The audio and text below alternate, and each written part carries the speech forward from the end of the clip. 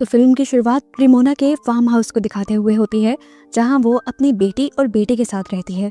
रेमोना इस टाइम एक वीडियो देख रही थी, जिससे हमें पता चलता है कि रेमोना और उसके हस्बैंड ने बहुत प्यार से ही ये फार्म हाउस बनाया था और इसकी एक एक चीज को मैनेज किया था। रेमोना ये वीडियो देखकर दुखी थी, क्योंकि उसके हस्बैंड की डेथ हो गई थी एक एक्सीडेंट में, जिस एक्सीडेंट में रेमोना की भी टांगे चली गई थी। इस एक्सीडेंट ने रेमोना को मेंटली भी बिल्कुल तोड़ के रख दिया था, यहाँ तक कि वो अब अपने घर और बच्चों पे भी सही से ध्यान नहीं दे पा रही थी, जिसकी वजह से उसके घर के हालात काफी खराब हो चुके थे। यहाँ तक कि घर का सारा छोटा बड़ा काम टेलर करता था। इसके बावजूद भी रेमोना का बिहेवियर इन लोगों के साथ सख्त रहता था। रेमोना रोज उठते ही बस एक चीज कहती है, गिव मी स्ट्रेंथ। जब वो कमरे से बाहर आती है तो देखती है कि टेलर ने ज्यादातर काम तो कर लिया था, लेकिन घर की बहुत सारी चीजें खत्म हो गई थी। घर में लाइट भी चली गई। इन सब बातों के दौरान अचानक से रेमोना नोटिस करती है कि उनके घर के यार्ड में कोई बैठा हुआ था। कोई लेडी थी ये, जो अच्छी तरह ब्लैक कलर के किसी कपड़े से कवर्ड थी। इसे देखकर रेमोना डर गई।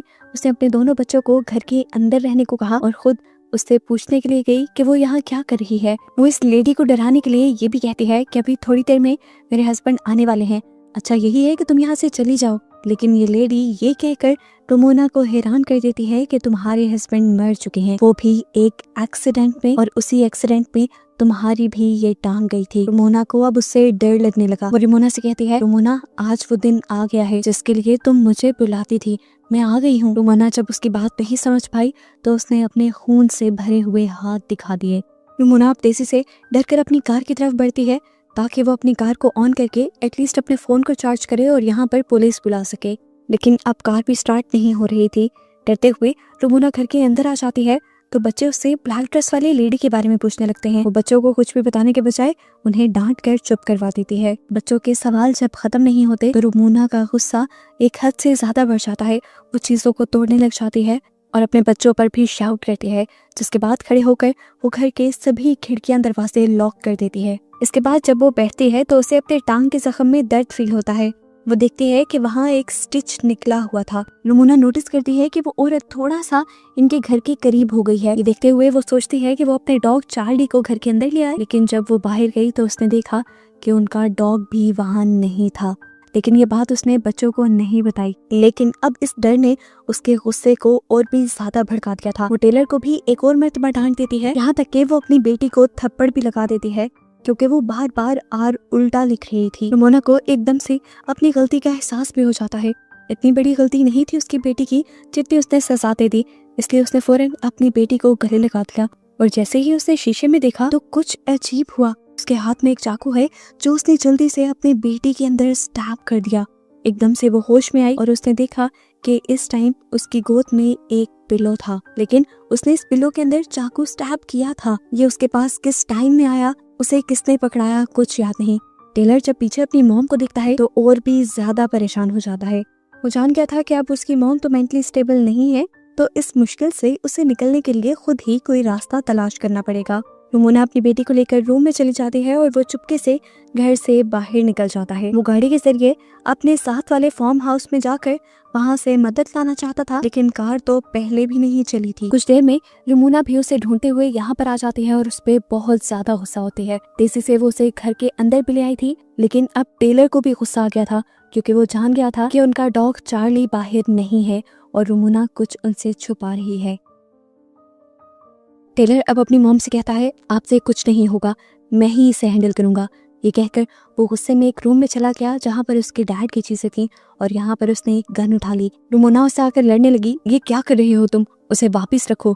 और इनकी बहस के दौरान हमने बाहर ब्लैक लेडी को देखा, वो इनके घर के और करीब आ गई थी। अब टेलर गुस्से में गन लेकर बाहर जाता है और इस ब्लैक लेडी के ऊपर गन तान देता है और उससे कहता है, जल्दी से निकल जाओ मेरी प्रॉपर्टी पे से। वो औरत टेलर से डरती नहीं बल्कि अपना वेल उठाकर कहती है कि तुम्हारी मॉम ने आज तक तुमसे झूठ बोला है।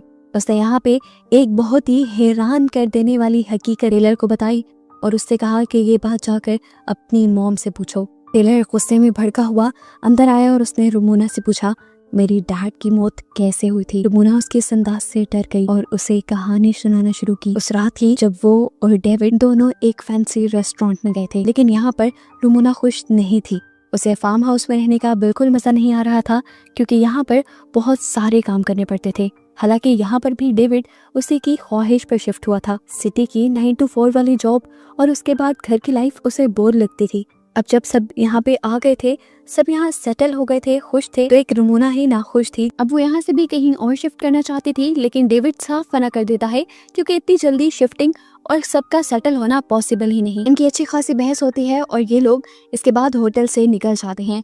दिखाया जाता है कि डेविड नहीं बल्कि उस रात रुमोना ही कार ड्राइव कर रही थी। उसे अपने पीछे इसी ब्लैक लेडी का शैडो दिखाई दिया उस रात, जिसकी वजह से उसका ध्यान भटक गया और उनका एक्सीडेंट हो गया। हालांकि उसने तो बच्चों को ये झूठ बोल रखा था कि उस रात गाड़ी डेविड ड्राइव कर रहा था और उसी की वजह से एक्सीडेंट हुआ। टेलर ये हकीकत जानकर बहुत ज्यादा दुखी हो जाता है, टूट जाता है। उसके अंदर भी नेगेटिविटी ज्यादा होने लगती है और ऐसे बाहर बैठी हुई लेडी का असर इनके घर पे और ज्यादा होने लग जाता है। और इस दौरान हमें दिखाया गया कि इस लेडी का शैडो बड़ा होता जा रहा था।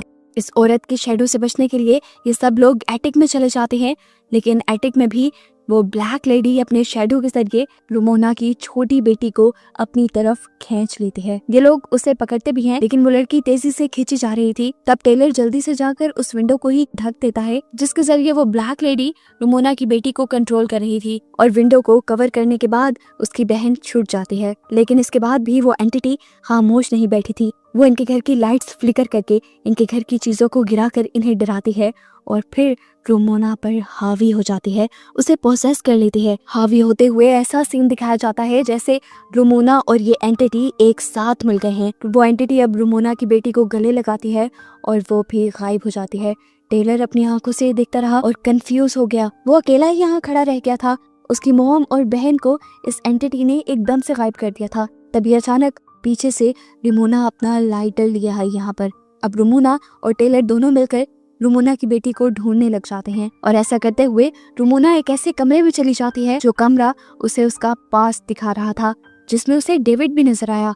डेविड काफी खुश नजर आ रहा था और वो रुमोना से कहता है, देखो तुम्हारे पसंद के फूल भी यार्ड में खिल गए। रुमोना अब उसके करीब चली जाती है। एकदम से सीन बदलता है और हम देखते हैं कि डेविड ने उसे मारना शुरू कर दिया। वो उसका गला दबा रहा था और अगले ही पल रुमोना ने अपने आप को ब्लैक ड्रेस में यार्ड में बैठा हुआ देखा, बिल्कुल उस एंटिटी की तरह जो अभी इनके घर के बाहर थी।